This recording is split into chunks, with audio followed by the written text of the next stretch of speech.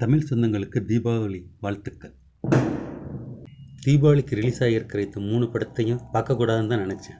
ஆனால் பைசன் நல்லா இருக்குன்ட்டு எல்லோரும் சொன்னதுனால வேறு வழி இல்லாமல் இப்போ பார்த்தேன்.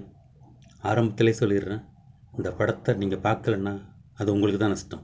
சரி, படத்துக்குள்ளே போவோம். படம் 1994 ஆரம்பிக்கிது. ஜப்பான் ஏசியன் கேமு போட்டியில் இந்தியாவும் பாகிஸ்தானும் மோதுறாங்க.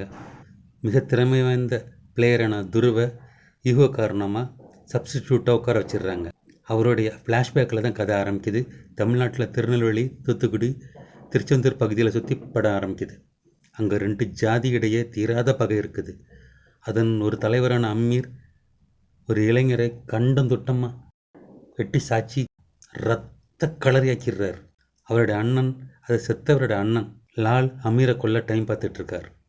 இது முதல் லேயர். அமீரின் ஜாதியை சேர்ந்த பசுபதியின் மகனான துருவ விக்ரம் ஒரு கபடி பிளேயர். அவரை கபடி ஆட விடாமல் தடுக்கிறாரு பசுபதி. காரணம், ஒரே மகனை எங்கள் ஜாதி சண்டையில் வெட்டி சாச்சிருவாங்களான்னு பயப்படுறாரு. இது 2வது லேயர்.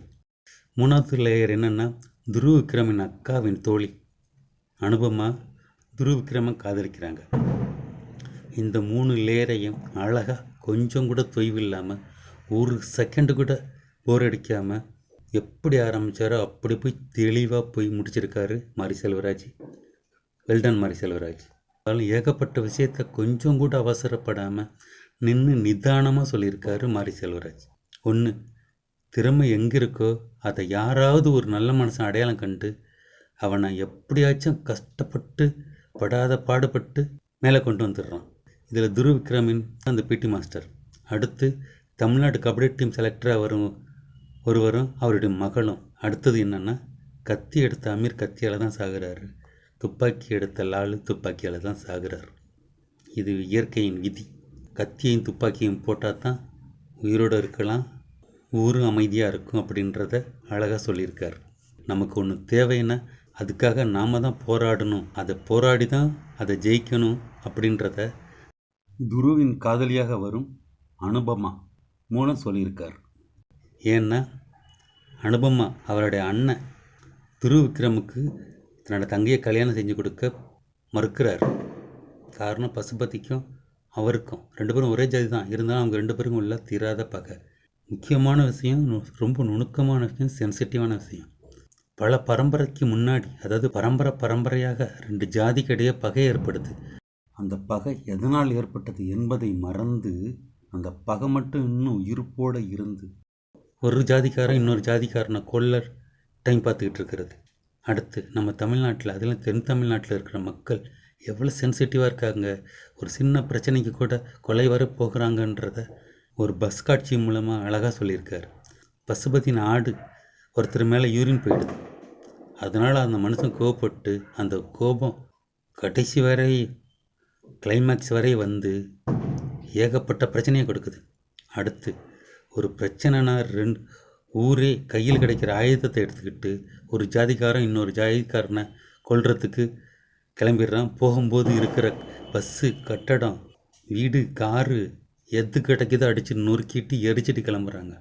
அடுத்து என்னதான் திறமையான விளையாட்டு வீரனாக இருந்தாலும் விளையாட்டில் ஏற்படும் அரசியல் நம்ம நாட்டுக்கு சாபம். எதிரி பாகிஸ்தான் என்ற உணர்வோடு வரான். ஆனால் இங்கே தலைமை இடத்துல இருக்கிறவன் ஈகோ, இவன் சவுத் இண்டியன், இவன் நார்த் இண்டியன் அப்படின்னு சொல்லி திறமையான விளையாட்டு வீரர்களை ஓரங்கட்டிட்டு ஒன்றுத்துக்கு ஆய்க்கில்லாதவனை செலக்ட் பண்ணுறான். இதனால் எத்தனை விளையாட்டு வீரர்கள் தங்கள் வாழ்க்கையை தொலைச்சிட்டு இருக்காங்களோ யாருக்கு தெரியும். அடுத்து பசுபதியின் நடிப்பு. மனுஷன் படம் முழுக்க நடிப்பில் பின்னி எடுக்கிறார். கிளைமாக்ஸ் முந்தைய சீனில் அவரோட நடிப்பை பார்த்துட்டு யாராச்சும் அழுலன்னா அவங்க மனுஷனே கிடையாது. National award confirm. அடுத்து நான் அடித்து சொல்கிறேன், இந்த படம் ஒரு 4-5 தேசிய விருதுகளை அள்ளும். அடுத்து துருவ விக்ரம். நான் துருவ விக்ரம் படத்தை இப்போ தான் முதல்ல பார்க்குறேன். நல்ல வேலை, இந்த மாதிரி கதை ஒன்றுத்துக்கும் உதவாத வெறும் அளப்பறை செய்யும் ஹீரோக்களுக்கு கிடைக்காம துருவ விக்ரம், சாந்தனு போன்ற திறமையானவர்கள் கையில் கிடைச்சிருக்குது. நல்லது. துருவ விக்ரமுக்கு நேஷனல் அவார்டு கிடைச்சாலும் கிடைக்கும். மனுஷன் அப்படி நடிச்சிருக்காரு. துருவ விக்ரமை பார்க்கவே முடியல. எனக்கு காளை மாடனாக தான் தெரிகிறார். மொத்தத்தில் இந்த படத்தை நீங்கள் பார்க்கலன்னா உங்களுக்கு தான் நஷ்டம். ஆகவே கண்டிப்பாக போய் தியேட்டரில் குடும்பத்தோடு பார்க்கலாமா வேணாமான்ட்டு எனக்கு தெளிவாக தெரில. ஏன்னா ஏகப்பட்ட ரத்தம், ஏகப்பட்ட கொலை. இந்த பதிவு பிடிச்சிருந்துச்சின்னா லைக் பண்ணுங்கள், ஷேர் பண்ணுங்கள், சப்ஸ்கிரைப் பண்ணுங்கள். இன்னொரு படத்தில் சந்திப்போம். நன்றி.